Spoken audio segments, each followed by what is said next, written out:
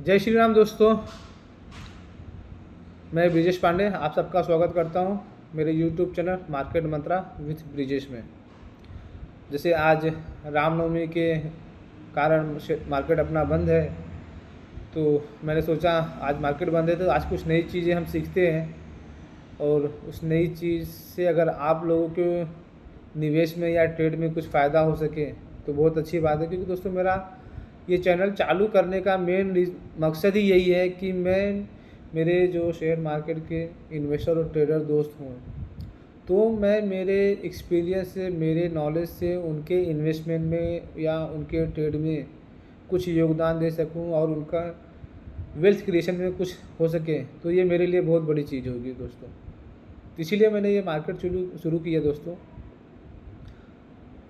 उससे पहले दोस्तों मैं आपको अपने बारे में 2-3 चीज़ें बताना चाहूँगा कि जैसे मेरा जो शेयर मार्केट का एक्सपीरियंस रहा है करीब 17-18 साल का है।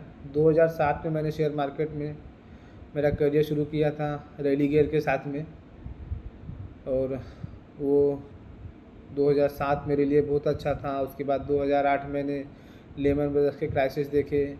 लेमन ब्रदर्स के क्राइसिस से उभरने के बाद फिर वापस से मार्केट का अच्छा समय आया। फिर यूरोप संकट आया। यूरोप संकट निकलने के बाद करेंसी क्राइसिस आई। फिर 2008-9 में ही सत्यम का घोटाला आया।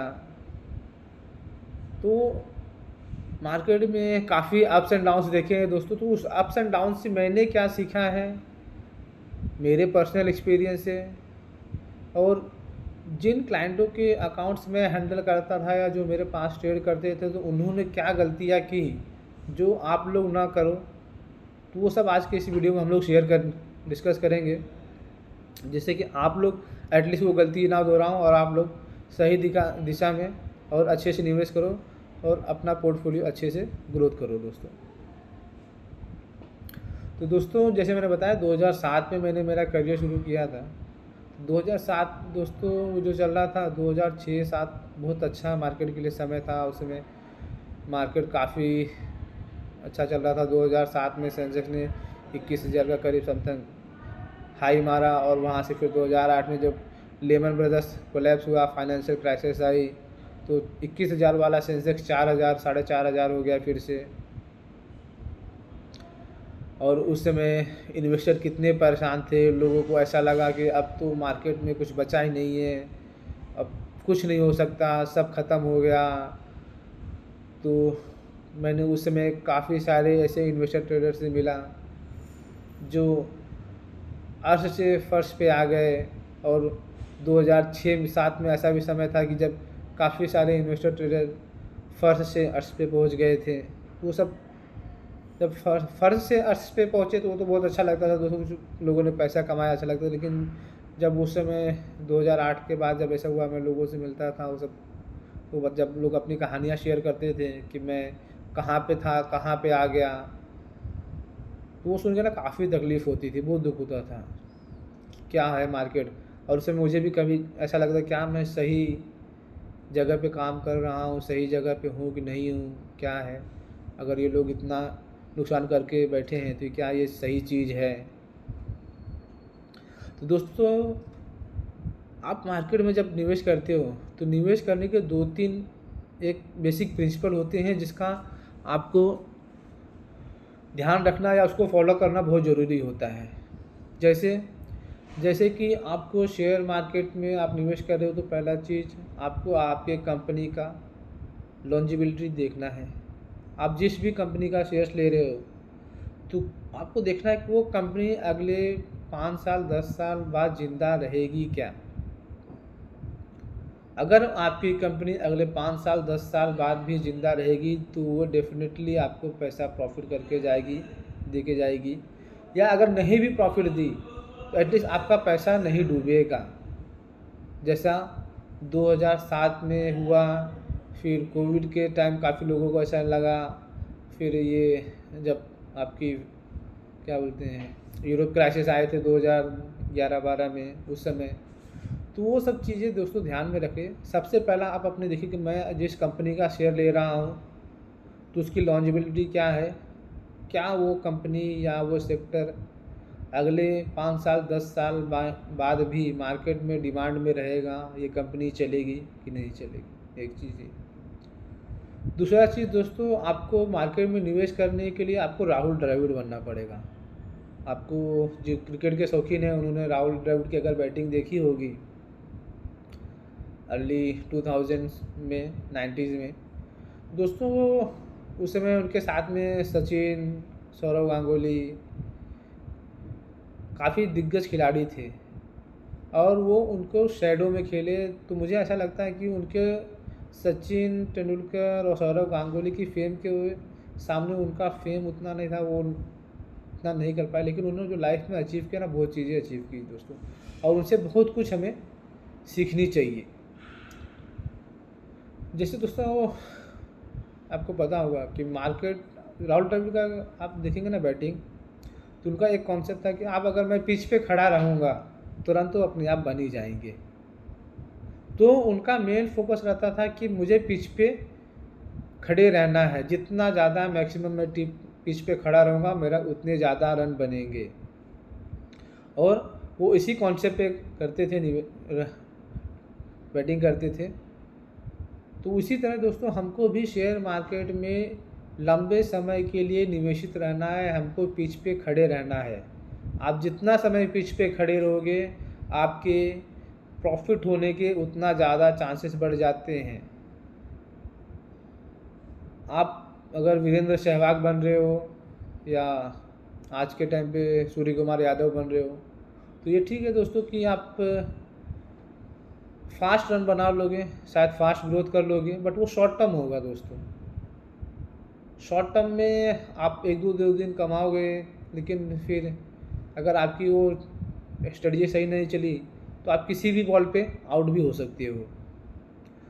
तो मार्केट का बेसिक प्रिंसिपल जो रहता है दोस्तों, वो पिच पे लंबे समय के लिए खड़े रहना, लंबे समय के लिए निवेशित रहना। आप पिच पे जितना लंबा खड़े रहोगे आपके उतने अच्छे चांसेस हैं। तीसरा जो दोस्तों कि आपको जब निवेश कर रहे हो तो आपको आपके इमोशंस साइड में रखने हैं।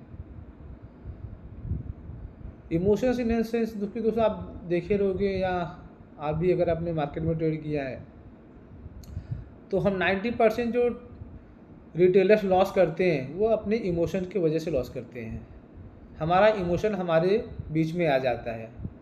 क्या होता है कि जब हम कोई शेयर्स लेते हैं या फिर कोई ट्रेड लेते हैं, अगर वो उसका भाव हमारे भाव से कम हो जाता है तो क्या होता है कि उस समय फिर हमें ना लॉस बुक करने की हिम्मत नहीं होती या लॉस बुक नहीं करना चाहते हम।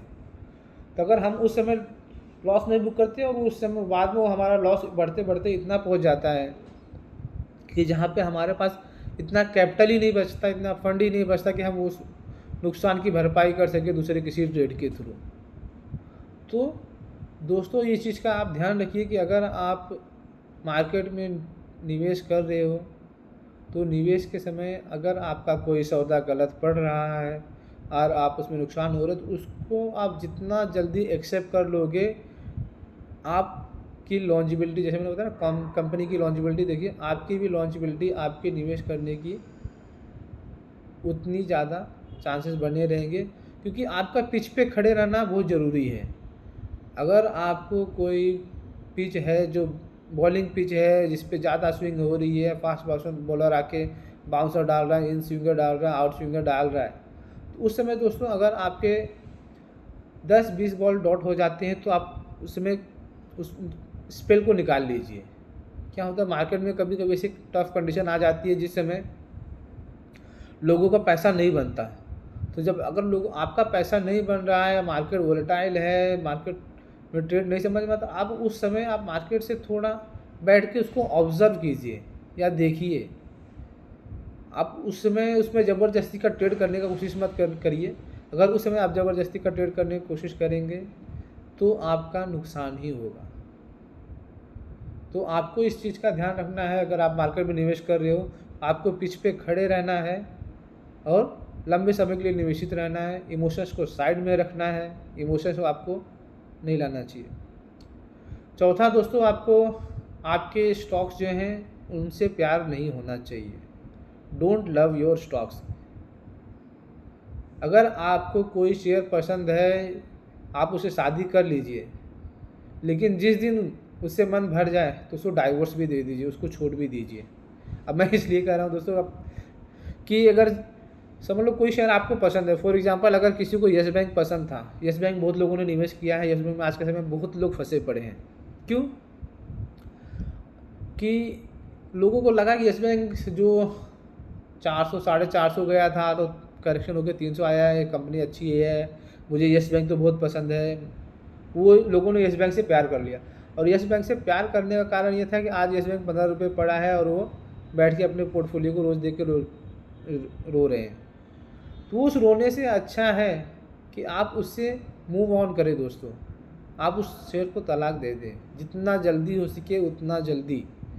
और अगर आपका येस बैंक में नुकसान हुआ तो ज़रूरी नहीं कि आपके नुकसान की भरपाई येस बैंक से ही होगा। अगर आपका येस बैंक में नुकसान हुआ तो आप येस बैंक से निकल के आप दूसरी किसी बैंक, अच्छी बैंक का शेयर या दूसरा किसी सेक्टर में स्टॉक्स में निवेश कर सकते हैं, जहाँ पे आपको उस नुकसान की भरपाई हो जाए।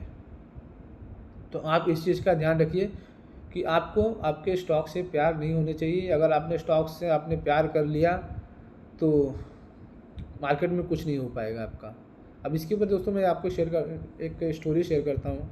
रियल स्टोरी है, मेरे साथ में जो घटना हुई थी कि जैसे मैंने बताया 2007 में मैंने मार्केट ज्वाइन किया था। 2008 में 2007 के एंडिंग में ही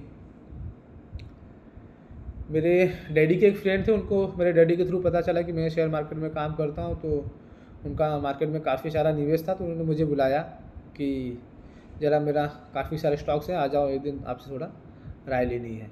तो मैं जब 2007 में उनके एंडिंग में उनके पास गया दोस्तों, तो उनके पास एक शेयर था इस्पात इंडस्ट्रीज़।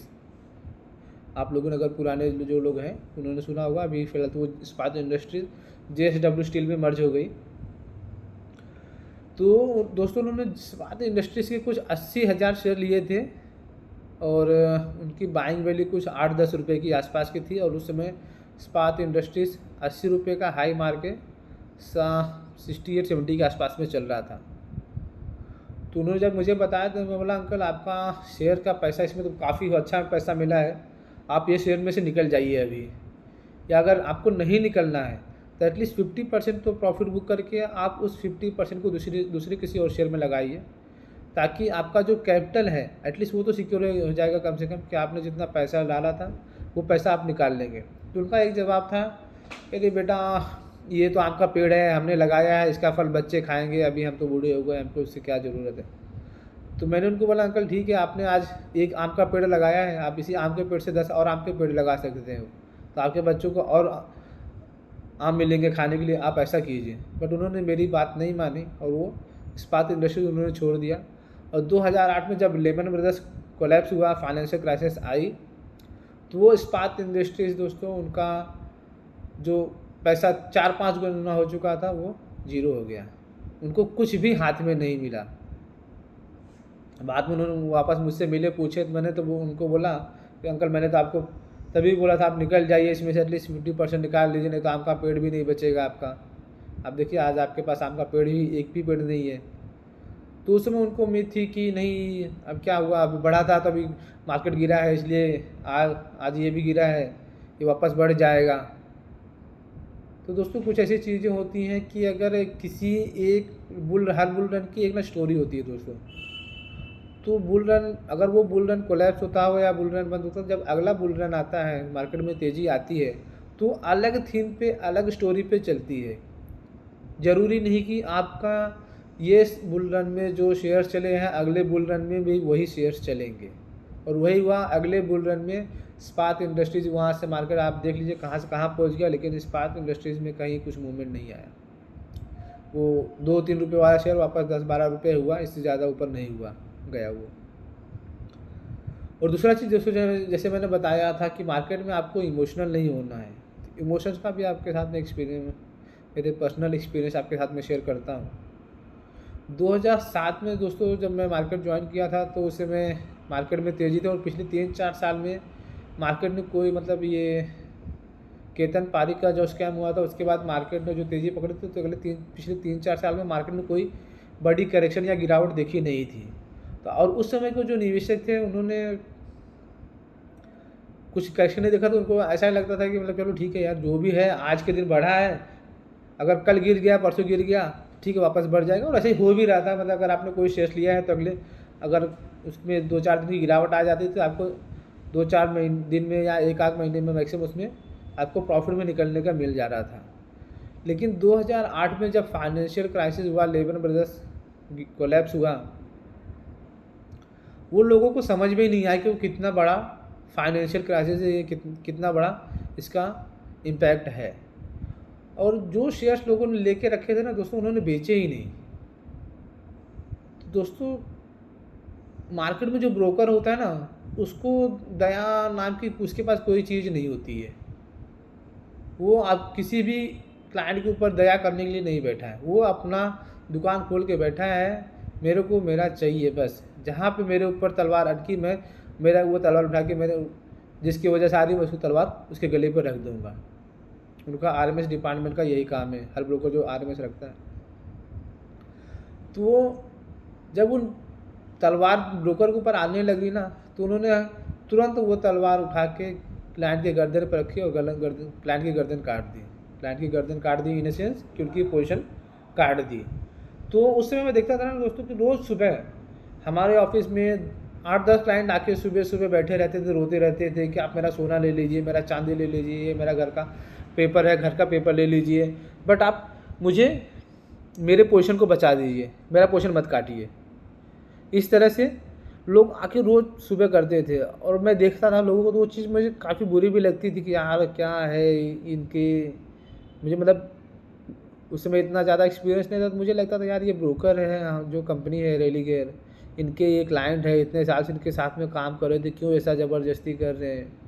अगर वो सामने वाला सोना चांदी दे रहा है तो ले लो ना, क्या फ़र्क पड़ता है, उसका मत बेचो शेयर। बट ब्रोकर जो है ना, ब्रोकर को दोस्तों सोना चांदी आपके घर ये सब में कुछ में कहीं पे किसी भी चीज़ से इंटरेस्ट नहीं है। उसको तो आपने जो लिया है उसका खाली पैसा चाहिए बस। आप पैसा दो, आपके शेयर्स का जो भी हो रखो आप। तो उस समय दोस्तों ये जो लोगों ने नुकसान भुगते ना, सोना चांदी लेके आते थे, वो लोग क्यों लेके आते थे, वो अपने इमोशन के लिए लेके आते थे। वो उनके जो शेयर्स थे, उनकी जो लीवरेज पोजीशन थी, उससे वो इमोशनली इतना अटैच हो गए थे, वो पैसे का जो उनका इमोशन था कि वो उस नुकसान को बेयर नहीं करना चाह रहे थे कि अरे मेरा 5 लाख नुकसान हो रहा है, 10 लाख नुकसान हो रहा है, मेरा इतना पैसा नुकसान हो जाएगा, मैं कैसे बेयर करूं। अगर आज के दिन में मैं इसको बचा लेता हूँ तो इस चीज़ से, तो कल हो सकता है मेरा 10 लाख 15 लाख रुपया वापस से बच के मेरा भाव आ जाए और मैं बच जाऊँ। और उस समय दोस्तों कहीं ना कहीं कि मैं बोलूँगा कि उस समय ब्रोकर्स ने जो पोजीशन लोगों की काटी ना, थोड़ा अच्छा भी किया कि अगर उस समय ब्रोकर लोगों ने उन क्लाइंट्स के सोना चांदी या घर के पेपर लेके उनकी पोजीशन रख ली होती है, ऐसा कोई अगर कुछ मार्केट में कुछ कॉन्सेप्ट होता, कुछ बेस पे अगर ब्रोकर उनके उस पोजीशन को बचा सकते तो शायद उनका सोना चांदी भी चला जाता लास्ट में, और वो भी उनके पास नहीं बचता, उनकी पोजीशन कट जाती थी। तो इस चीज़ से मुझे ये एक्सपीरियंस मिला कि मार्केट में आपको इमोशनल नहीं होना है। अगर आपका मार्केट में कोई चीज़ नुकसान हो रहा है तो आप उसमें से निकल जाइए। 2007 में 2008 में दोस्तों आप विश्वास नहीं करोगे, क्योंकि मतलब क्लाइंट लोगों को स्टार्टिंग में तो लोगों को पहले समझ में नहीं आया 1-2 महीना कि क्या हो रहा है, मार्केट इतना क्यों नीचे आया। फिर लोगों को होप थी कि अरे अभी गिर रहा है तो वापस बढ़ जाएगा। 2-4 महीने तो लोगों को ऐसा लगा। फिर लेकिन जब मार्केट लगातार गिरते गया तो लोगों ने अपनी होप छोड़ दी दोस्तों कि अब मार्केट में कुछ नहीं हो सकता, अब जो बचा है उसी को निकाल लो। तो मार्केट की जो लास्ट लेग की सेलिंग आती है वो होप की सेलिंग आती है। जब लोगों की होप ख़त्म हो जाती है कि अब मार्केट में कुछ नहीं बचा है, अब निकल जाओ, और औने पौने भाव पे लोगों ने अपने शेयर्स के भाव बेच दिए। तो वो शेयर अगर नहीं बेचे होते और कंपनियां अच्छी अगर आपकी थी तो आप उसके 2 साल बाद 3 साल बाद उनके कंपनियों के भाव वहाँ से डबल तिबल हुए। तो इसलिए मैं वो जो बोला ना आपको कि आपको पिच पे डटे रहना है। अगर आपकी कंपनियां अच्छी कैटेगरी की हैं और आपको लगता है कि आपकी कंपनी इस क्राइसिस में या इस चीज़ में सरवाइव कर लेगी, तो आपको उससे पकड़ के बैठना है, नो मैटर व्हाट, कितनी मार्केट की कंडीशन ख़राब हो रही है। और दूसरा दोस्तों, अपने रिटेल निवेशकों का ना एक कॉन्सेप्ट है, जब मार्केट में तेज़ी हो रही है तो हम लोग ऊपर के भाव में तो लेने के लिए आ जाते हैं, लेकिन नीचे के भाव में नहीं लेने जाते। अब दोस्तों इसके ऊपर आपको एक मैं मार्केट का